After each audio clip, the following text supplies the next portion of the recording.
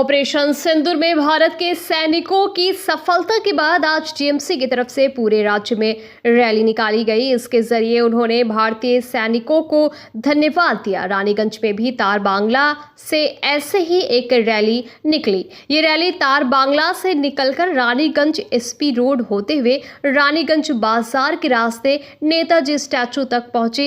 Rally में शामिल सभी ने अपने हाथों में तिरंगा थाम रखा था। इस मौके पर यहां रानीगंज के रानीगंज टाउन टीएमसी अध्यक्ष रुपेश यादव, साथ ही बोरो चेयरमैन मुजम्मिल शहजादा के अलावा टीएमसी पार्षद और अन्य कार्यकर्ता उपस्थित रहे।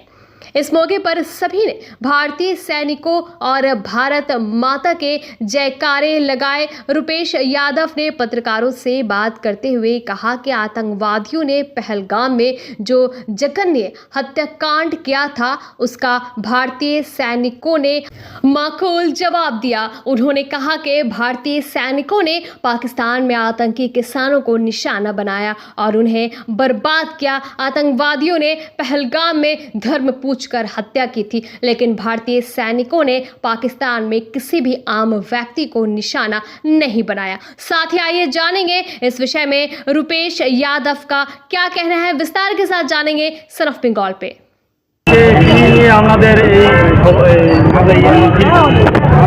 आज के আমরা তিরঙ্গা ফ্ল্যাগ নিয়ে তিরঙ্গা ঝান্ডা নিয়ে আমরা মিছিল করেছি। আপনারা দেখেছেন মিছিলে তিরঙ্গা ছিল, সেই তিরঙ্গা নিয়ে আমাদের তৃণমূল কংগ্রেসের কর্মীরা সেনাবাহিনীকে ধন্যবাদ জ্ঞাপন করার জন্য বেরিয়েছিলাম। নেত্রী দিদি মমতা ব্যানার্জির নির্দেশে, নেতা অভিষেক ব্যানার্জির নির্দেশে সারা বাংলা জুড়ে এই প্রোগ্রামটা চলছে।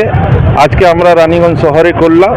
যেভাবে সেনাবাহিনী আমাদের ভারতবাসীকে সব ভেদাভেদ ভুলিয়ে যেভাবে আমাদেরকে সুরক্ষা প্রদান করে আমরা দেখেছি। পহলগামে হামলা পর যেভাবে পহলগামের হামলা পর উগ্রপন্থী যেভাবে আমাদের দেশের নিরীহ 26 জনকে হত্যা লীলা করেছিলেন, ওনারা চেয়েছিলেন কি কাপড় খুলে দেখে আর ধর্ম যাচাই করে যদি এইরকম একটা হত্যা করি তো ভারতবর্ষের নাগরিক নিজেদের মধ্যে লড়াইতে লেগে যাবে, যেটা একটা রাজনৈতিক দল চেষ্টাও করেছিল। যারা নিজেকে ভারতবর্ষের সবচেয়ে বড় দল আর সবচেয়ে বড় ভারত দর্জি দল বলে, আমি কিন্তু ওই দলকে সবসময় দেশদ্রোহী দল বলে আসি, কারণ ওনারাও সেই চেষ্টাতে পা দিয়েছিলেন। কিন্তু ভারতবর্ষের নাগরিক সুসম্পন্ন সুবুদ্ধি, তার বুদ্ধি, সেই বুদ্ধি কাজে লাগিয়ে ওই উগ্রপন্থীদের প্ররোচনা পা দেননি। আর ভারতবর্ষের সেনা, ভারতীয় সেনা যেভাবে শুধুমাত্র পাকিস্তানে যে উগ্রপন্থীদের আড্ডা আছে, উগ্রপন্থীদের যে আতুরঘর ছিল সেইখানে হামলা করে তাদেরকে নষ্ট করেছে, সেই সাহসিকতার জন্য আমরা তাদেরকে এই তিরঙ্গা ফ্ল্যাগ নিয়ে আমরা ধন্যবাদ জানাই। আমরা দেখেছি মাঝে মাঝে কেউ আরও একটা রাজনৈতিক দল তিরঙ্গা নিয়ে বেরিয়ে যান মাঝে মাঝে, কিন্তু ওনারা জানেন না উনি যে দলটা করছেন সাল 2000 পর্যন্ত তার যে হেডকোয়ার্টার নাগপুরে, সেইখানে তিরঙ্গা ওরা ফহরায়নি, তিরঙ্গা ধ্বজ তুলেনি। তারা জানেন না, তারা তিরঙ্গাকে সম্মান করতে জানেন না, কিন্তু আজকে দিনে তিরঙ্গা হাতে নিয়ে বেরোচ্ছেন। তার কারণ এই ভারতবর্ষে মসনদে বসতে হবে। কিন্তু ভারতবর্ষে মানুষ বুঝে গেছে কি আজ ভারতীয় সেনা যেভাবে আমাদেরকে সুরক্ষা প্রদান করছেন, ভারতীয় সেনা বাহিনী যেভাবে আমাদেরকে, যেদিন থেকে ভারতীয় সেনা গঠিত হয়েছে সেদিন থেকে ভারতবাসীকে সুরক্ষা দিয়ে আসছেন, লাগাতারভাবে দিয়ে আসছেন। তার জন্যই আমরা আজকে ধন্যবাদ জ্ঞাপন করার জন্য তিরঙ্গা হাতে নিয়ে তৃণমূল কংগ্রেসরা বেরিয়েছিল, তাদেরকে ধন্যবাদ জ্ঞাপন করে। উগ্রপন্থী যারা হামলা করে তাদেরকে কিভাবে দেখেন? উগ্রপন্থীকে আর কিভাবে দেখবো? উগ্রপন্থীকে ভারতীয় সেনা একদম সঠিক জবাব দিয়েছে। আর উগ্রপন্থীকে যারা মদত দেয় তার চেয়ে বড় উগ্রপন্থী তারাই।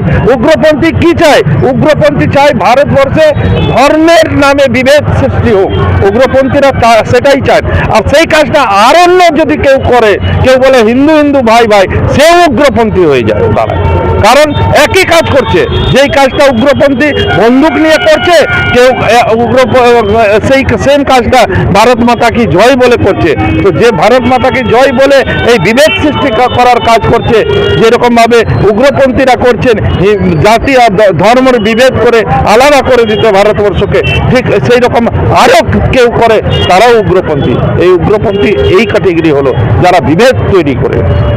सन ऑफ बंगाल के माध्यम से हर खबर आप तक सबसे पहले पहुंचाई जाती है। सन ऑफ बंगाल जहां यूट्यूब, फेसबुक और वेबसाइट हर जगह पे है। हमारे यूट्यूब पे आप देखिए सन ऑफ बंगाल की खबरें। इसके अलावा सब्सक्राइब कीजिए, फेसबुक पे जाइए, फेसबुक पेज को फॉलो कीजिए। इसके अलावा हमारे वेबसाइट पर भी जाकर आप देख सकते हैं हर तरह की खबरें सबसे पहले। जी हाँ, हमारा वेबसाइट है www.sonofbengal.in। धन्यवाद।